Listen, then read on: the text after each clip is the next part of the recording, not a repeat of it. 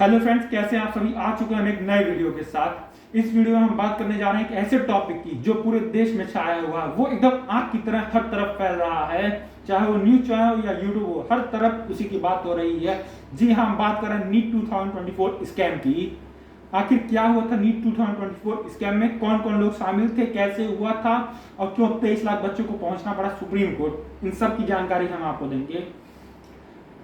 सबसे पहले हम बात कर लें कि नीट 2024 कंडक्ट हुआ था 5 मई को। उसका रिजल्ट आने वाला था 14 जून को, लेकिन अचानक से उसका रिजल्ट आ गया 4 जून को, यानी 10 दिन पहले उसका रिजल्ट पब्लिश हो गया। और लोगों का यह कहना है कि नीट 2024 का रिजल्ट 4 जून को पब्लिश करना एक साजिश थी।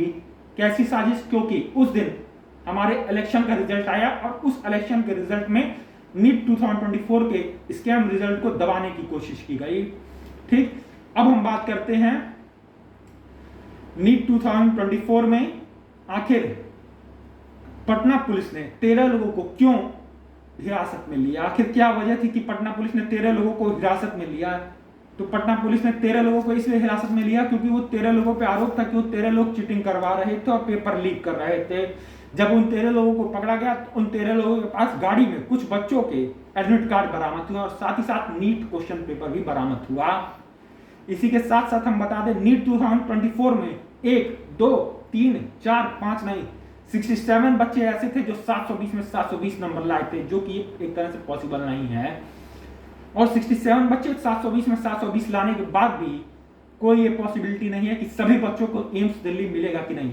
आखिर आप एक एग्जाम देते हैं, कंपटीशन वाला एग्जाम, जो कि एक टफ एग्जाम होता है, और नीट जैसा एग्जाम जिसमें 23 लाख 24 लाख बच्चे देते हैं, उसमें आप 720 में 720 एक दो नहीं 67 बच्चे पा रहे हैं।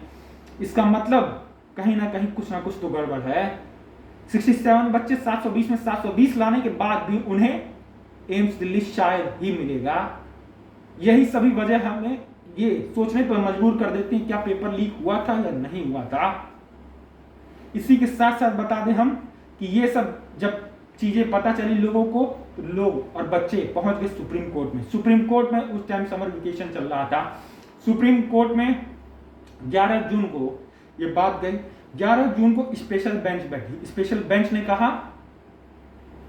बेंच ने बच्चों की सारी दलीलें सुनी और स्पेशल बेंच ने कहा कि वो कोई स्टे नहीं लगाएंगे काउंसलिंग पे। जी हाँ, वो कोई स्टे नहीं लगाएंगे काउंसलिंग पे। और साथ ही साथ उन्होंने टाइम दिया 1 महीने का एनटीए को कि एनटीए अपनी सारी बात रखे और सारे सबूत रखे जो उस पर ये आरोप पेपर लीक के लगे हैं।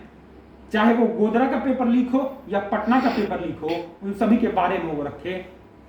तो फिर जो नेक्स्ट हियरिंग थी वो दी गई 8 जुलाई को, लगभग 1 महीने का टाइम। 8 जुलाई को जैसे ही सुप्रीम कोर्ट खुला, 8 जुलाई को जैसे ही ये सारी चीजें उठी, 8 जुलाई को एनटीए का पक्ष भी सुना गया। फिर चीफ जस्टिस ऑफ इंडिया ने 8 जुलाई को यह कहा कि there is no doubt that the sanctity of exam has been compromise. इसका साफ साफ मतलब यह है कि सुप्रीम कोर्ट भी कहीं ना कहीं यह मानता है कि हाँ, पेपर लीक हुआ है। अब सुप्रीम कोर्ट को यह जानना था क्या यह पेपर लीक एक मैसिव लेवल पे हुआ है, बहुत बड़े लेवल पे हुआ है, यानी पूरे भारत के लेवल पे हुआ, या एक छोटे से जगह एक छोटे से जिले में बस हुआ है। अगर ये मैसिव लेवल पे पेपर लीक हुआ है तो रीनीट होगा, और ये चीफ जस्टिस ऑफ इंडिया ने खुद कहा। और चीफ जस्टिस ऑफ इंडिया ने पोस्टपोन करते हुए 11 जुलाई को हियरिंग के डेट दे दिया। अब 11 जुलाई को सारे लोग इस हियरिंग का बेतबरी से इंतजार कर रहे थे। 11 जुलाई को चीफ जस्टिस ऑफ इंडिया ने सारी बात सुनी, चाहे वो एडवोकेट की हो या फिर एनटीए की हो। सारी बात को सुनने के बाद चीफ जस्टिस को निष्कर्ष पे कोई रिजल्ट पर नहीं पहुंच पाया, तो उन्होंने उन्होंने 18 जुलाई को हियरिंग को पोस्टपोन कर दिया और कहा कि 18 जुलाई को इस नीट स्कैम 2024 का वो फैसला सुनाएंगे। अब देखना यह है कि 18 जुलाई को चीफ जस्टिस ऑफ इंडिया क्या फैसला सुनाते हैं। क्या ये बच्चों के पक्ष में होगा या बच्चों के पक्ष में नहीं होगा। जितने भी सबूत आज तक मिले वो सारे सबूत यही इशारा कर रहे हैं कि ये पेपर लीक बहुत ही मैसिव लेवल पे हुआ था। इसी के साथ साथ मैं आपको ये बता देना चाहता हूं कि जैसे ही कोई भी पेपर लीक से जुड़ा कोई भी चीज या कोई भी फैक्ट आपके सामने आएगा या मेरे सामने आएगा, मैं आपको तुरंत शेयर करूंगा।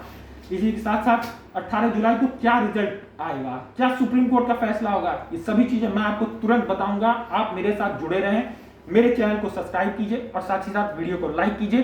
Thank you. और अगर आपको कुछ और भी जानना है, किसी चीज के बारे में जानकारी करनी है, तो आप मेरे वीडियो के कमेंट सेक्शन में आप कमेंट कर दीजिए, मैं उस पर एक नया वीडियो बना दूंगा।